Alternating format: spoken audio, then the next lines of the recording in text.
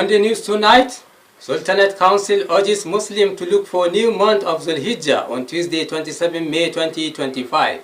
Governor Dauda Lawal clears outstanding debts owed to examination body's 5 years of withheld result release.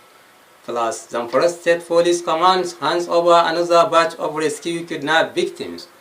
Good evening, viewers, and welcome to NTA News. I am Umar Adam, now the news in details. This is to inform the Muslim Ummah that Tuesday, 27 May 2025, corresponding to the 29th day of Zulqa'dah 1446 AH, shall be the day to search for the new month of Zulhijjah 1446 AH. According to the statement by the chairman of the Advisory Committee on Religious Affairs Sultanate Council, Sokoto Professor Sambuwali Junaidu, Muslims are therefore advised to begin the sighting of the new month on Tuesday and report any sighting to the nearest district or village head. The report shall be communicated promptly to His Eminence Alhaji Muhammad Saad Abubakar, the Sultan of Sokoto and the President General of the Nigerian Supreme Council for Islamic Affairs. Zamfara State Government has signed a Memorandum of Understanding with United Nations Children Fund UNICEF to train youth on food and nutrition policy. Leading the event, Governor Dauda Lawal commissioned new warehouse owned by the Organization for Effective Supervision and Auxiliary Social Workers in the state. Correspondent Abdul Hakim Ahmed Yaqub has more on the report. Governor Dauda Lawal, while commissioning the warehouse owned by UNICEF, described the policy as a strategic framework that guides the regulation and development of food and nutrition system within the state's healthcare delivery structure. For the very first time in the history of our state, we are laying the foundation to train and produce over 1,000 certified auxiliary social workers by signing this MOU today, inshallah. The professionals will form a skilled community-based response team to address issues of children abuse, neglect, exploitation, harmful practices, and gender-based violence. On the issue of counterfunding, Governor Lawal assured that the funds of last year had been reserved and will be released without any delay. The chief of UNICEF field office in Sokoto, Mr. Michael Juma, explained that the framework, the formulation of the policy, had clearly showed that the State government has a great sense of vision in terms of supporting every person in the state to receive sufficient nutrition requirements. According to him, the launch of the policy marks a significant milestone in their shared commitment to improve public health, strengthen food security, and promote suitable nutrition in the state. The formulation of this policy was guided by best practices drawn from global, but also looking at your 6 points agenda as well as the SDGs. Also speaking, Chief of Child Nutrition and Dietary at UNICEF, Mrs. Nimat Hajiboy, said the policy provides roadmap for reducing hunger and malnutrition in the state in all its forms and will promote healthy diet and enhance suitable agriculture food system in the state. I wish to express my sincere appreciation to you for your leadership in launching this policy today. I also want to thank the many people behind the scenes who worked very hard to get this policy finalized. In Gusau, Abdul Hakim Ahmed Yaqub, NTA News. Governor Dauda Lawal has cleared all outstanding debts owed to examination bodies by previous administration. According to a statement by the governor's spokesperson, Suleiman Bala Idris, previous Zamfara government failed to pay the National Examination Council (NECO) from 2014 to 2018 and the West African Examination Council (WAEC) from 2018 to 2022. The statement reveals that following the payment, both WAEC and the NECO have released results that were previously withheld between 2018 and 2022. The spokesperson added that this move is part of Governor Lawal's broader strategy aligned with his declaration of state of emergency in the education sector. Regarding WAEC, the statement confirmed that Governor Dauda Lawal has paid the outstanding debt of 1.4 billion owed from 2018 to 2022. For NECO, the governors paid 320,699,850 to settle debts owed from 2020 to 2021. Recognizing the challenges in the education sector, Governor Lawal declared a state of emergency on education in November 2023, a decision that has since yielded positive results in Zamfara State. Since the declaration, over 500 schools had been renovated and equipped. Public school teachers were undergone training and are currently receiving further training.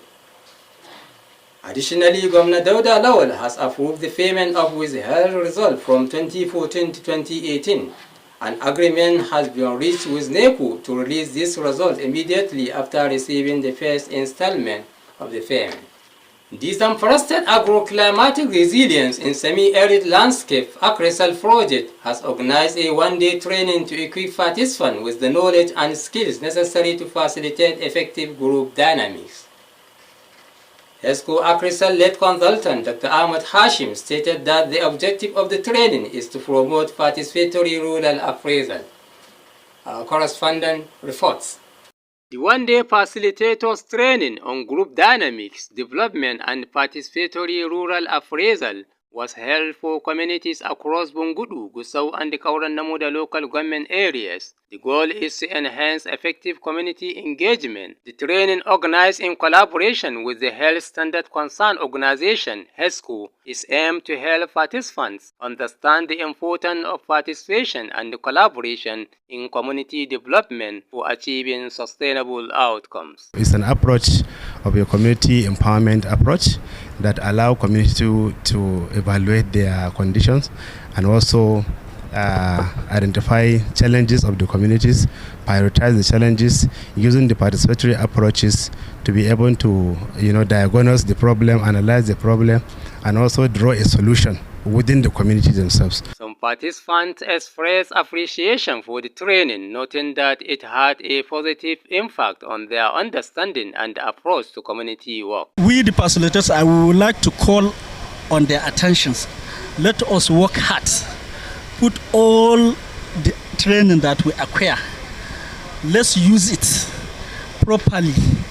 Let us put the farmers through so that they can achieve at least a maximum goals, objectives of these programs. ESCO Agrisal-led consultant Dr. Ahmad Hashim explained that the training was designed to equip participants with the knowledge and tools to facilitate effective group dynamics and conduct PRA sessions. He added that the training also aims to support inclusive decision-making process that build trust and ensure accountability in community-owned projects. The essence is for the facilitators to have this knowledge, to go back to the community, to be able to roll out these participatory approaches so that they can be able to achieve sustainability, community cohesion, and so on and so forth. Highlight of the event witnessed paper presentation on understanding group behavior, the stages of group development, the roles of facilitators, and community social mapping. Zamfara State Internal Revenue Service has sealed off 6 filling stations in Gusau Metropolis for non-payment of tenement rent allowance for the year 2024. The Executive Director Revenue Mobilization of the service, Alhaji Ibrahim Abdul Nasir Gusau, stated this while addressing NTA News about the development. Correspondent Muhammad Saidu reports. In another effort to boost internally generated revenue of the state and enforce compliance among the public, Zamfara State Internal Revenue Service has sealed up 6 filling stations in Gusau Metropolis. The filling stations affected by the operation include the Kiji Filling Station, Old Garage, Rahim and Adiyatu Filling Stations, Gadabiu, Gusau. Others are the Q Filling Station, Gadabiu, as well as Hamsters International, New Bypass, Gusau. The Executive Director Revenue Mobilization of the service, Alhaji Ibrahim Abdul Nasir, said the affected filling stations have refused to pay their tenement rent for the year 2024 despite series of reminders by the service. We sent them demand notice for payment of tenement rent. Last year, throughout they did not pay. This year, we sent them reminders, they did not pay. Their association leaders came, we sat down, we talked, we reached an agreement, and we even revised the assessment downwards, but they refused to pay. Since we exhausted all the avenues for them to come and pay, we have no option than to enforce and close their shops. And whoever violated this, remove the sticker or or dismantle our chain, then we'll not take him to tribunal for prosecution. He advised the affected filling stations to hasten payment of their tax and have their businesses open, while reiterating their resolve to continue the operation until all filling stations in the state comply with the law. Abdul Nasir maintained that they will not relent in their effort to generate revenue for more dividend of democracy in the state. My call to them and advice, let them assist the government and pay what is due for them as taxes.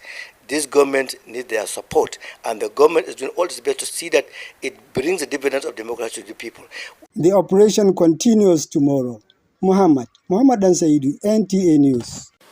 Zamfara State Police Command has handed over Hamdiya Sidi Sharif to families after rescued from unknown bandits.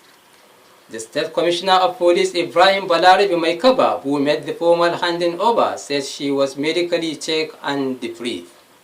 Our correspondent Murtala Balagusau completes the report.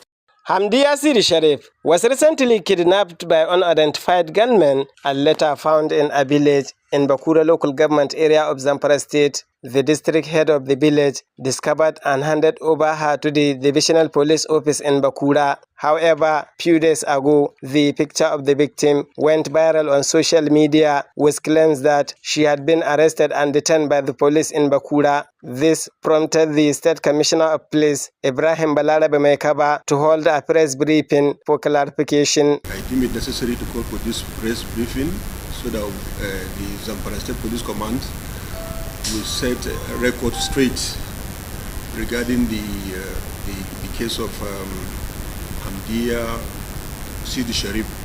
All the rumors go around that we are handing her over back to the Sokoto State Command, who we are detaining her here. She was never detained.